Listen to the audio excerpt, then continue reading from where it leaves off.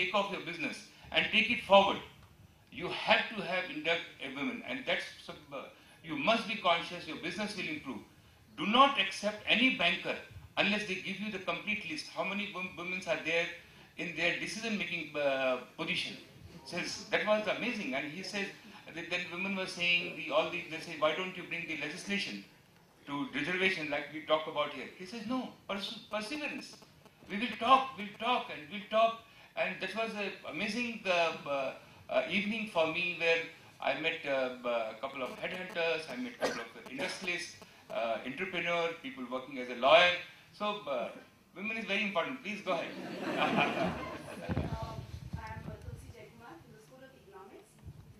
In economics, we normally just read theoretically about entrepreneurs, people who take risks. But I can see the embodiment of an entrepreneur in you here. And I think you take risks because you love taking risks. In this 10 minutes that you've spoken, that's the kind of impression that I've got. I have basically two questions for you, sir. One is, in your storytelling fashion, you could just tell us how you feel that you have moved and bridged the chasm between pre-liberalization India and post-liberalization India. What are the kind of differences that you see in your operations? That's one.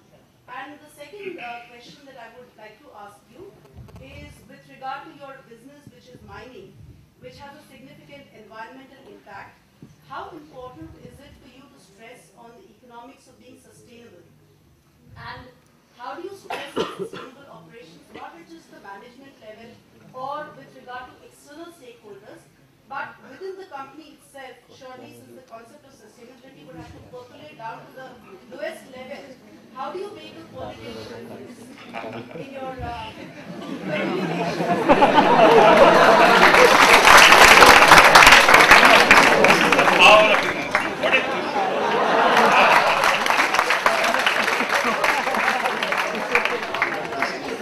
She made the first soft side to make me soft. And then put me very hard. So, that was very nice. Very nice. No, post-liberally, I think we have seen, I have seen personally before Narasimha Rao government and now after, that's how we were really frustrated because nothing was happening as happening today. I believe that our India has a DNA. India has a DNA. Earlier was it was the public sector. Nehru used to say is our temple, and that was our DNA. It has moved to entrepreneur and the corporate, and that's where the revenue is going to come. We have our revenue model, so that's what we are looking, and that was there. It has slowed down for various reasons, and it has to come up. Number two is the fundamental. We have very focus on services.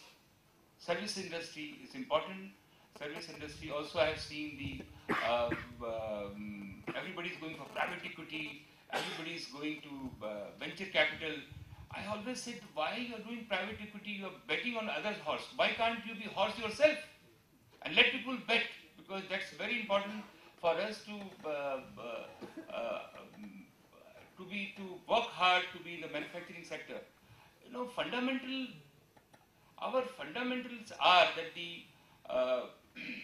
for anything we have natural resources is very important. If you look at oil, China produces 50% of their oil. US has come to a position where they produce 100% of their oil. You know, and India only produces 14%. It's a high time that we cannot import $110 oil, and for our masses, we are 110, 1.2 billion people. It's impossible to import this. So natural resource is the most important, and today's time it has to be sustainable. You know, this is the best, because we are a democratic country. We have to make sure that we maintain the highest standard. Because today's technology is the world class, but whether it's the oil and gas, we have a potential to produce the largest steel, the aluminium. Aluminium is the only metal which will replace the wood. Only thing which can. So within this four wall, I think the foreigner does not want India to grow up. I get that feeling.